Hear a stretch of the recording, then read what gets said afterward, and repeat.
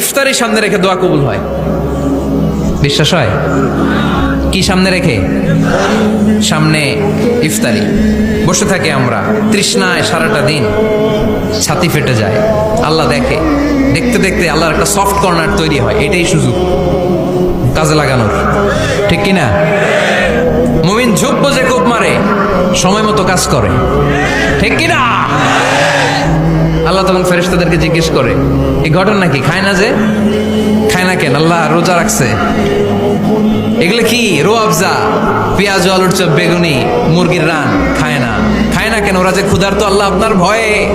তাই কি চায়? আল্লাহ আপনার কাছে ক্ষমা চায়, ক্ষমা চায়। আল্লাহ রহমতের দরিয়ায় জোশ খেলে যায়। আল্লাহ তখন বলে, আমারে দেখছে নাকি ওরা? ফেরেশতারা বলে, না দেখে নাই। আমার জান্নাত জাহান্নাম দেখেছে? না দেখে নাই। আমারে না দেখে, জান্নাত জাহান্নাম না দেখে আমার এত ভয় করে?